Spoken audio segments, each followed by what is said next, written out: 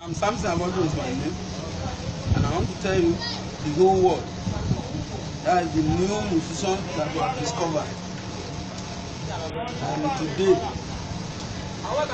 I give him prophet. He's a prophet.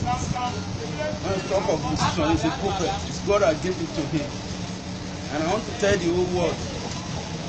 that. Ṣé ti gbọ́ pé èmi ni Yídírì ọba lọ́la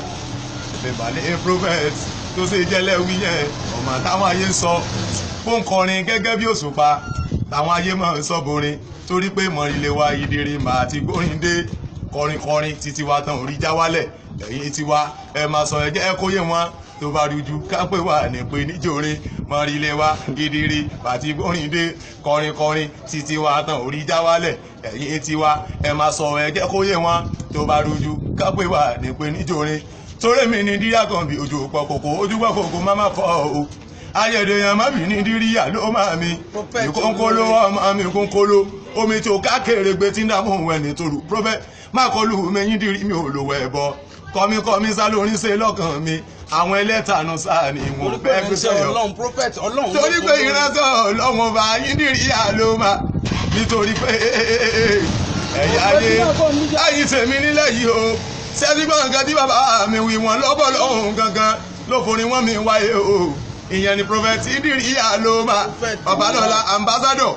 Yídírì ló máa àtàyè ń fẹ́ ẹkùn ọmọ Òṣùpá Ọbalọ́lá àtàyè ń fẹ́ èmi gangan màmá rẹ Yídírì mi ń ló máa ẹkùn ọmọ Òṣùpá ẹ pè mí lórúkọ mi ẹ̀yin ayé ẹkùn ọmọ Òṣùpá ẹ pè mí lórúkọ mi báwọn tí ò bá mọ̀ mi ẹni èmi l'Ọbalọ́lá mú ti ilé tó kó ń sẹ́yìn èmi tó ní prophet inú olórin gan sẹ́yìn nílẹ̀ yìí ó tàbí òkè òkun ó ní gbogbo olúyìí mọ̀ kìí ṣe pé mo fọ́nbù mo ní mo gbà fọ́tún bá ti lọ túkà mọ́ rù mo ní mo jẹsẹ̀ mọ́lẹ̀ fún mo rí mi tó ń dà mo mo rí balẹ̀ fúnlẹ̀ mi àdìsá tẹ̀ráwọn eléyìí lé mi wò níwájú ló fi mí lọ́kàn balẹ̀ Ọbalọ́lá máa mímí o ẹ wá jóyè wọn pé ìsọwáṣẹ́gun lọ́bẹ̀ amẹ́yìn lè kókó ẹ má lọ gírin jẹ torí ìrètẹ́rí yẹn ó yàtọ̀ sí gbòǹgbò ẹran tí wọ́n lè fọ́ jẹ bàbí Ìgbòho Sunday sínú ajagunta kékeré ọmọ èèyàn tó bá dẹ o adẹ́ntán akínrógun wà náà yìí wọ́n jẹ́ lẹ́kìtì mo lọ kí bàbá nílé bàbá ṣèmi lálejò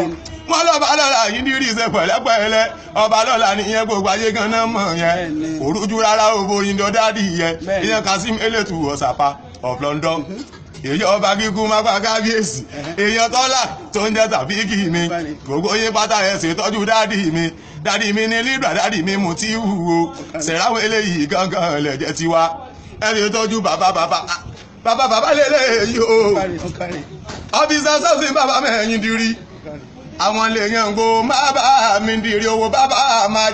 májà sọ́ra àtàyè ń fẹ́ bàbá mi lẹ́rìí ẹ̀ bàbá mi àkànbí bàbá o gbèyàn bá sì ṣẹ́ ní òwúrọ̀ o tó tún wá bọ̀sán sí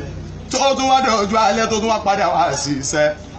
jálẹ̀ lu ọba amọ́jọ oríru èyí kò dá Elédùmarè ọba amọ́jọ oríru èyí kò dá iṣẹ́ kékeré owó ní ńlá ni wọ́n ń tọrọ torógun iṣẹ́ kò sí ẹ̀yọ bàbá máa gbé ku ẹ mọ̀ sí ẹni iṣẹ́ láàrí asọ́nkákò ìlà ìwà ìdùn ọba tó máa ń fi sẹ́yìn yan apọ̀ òtá lẹ́nu mọ́ lórí iṣẹ́ apàlùbáríkà sínú iṣẹ́ rẹ̀.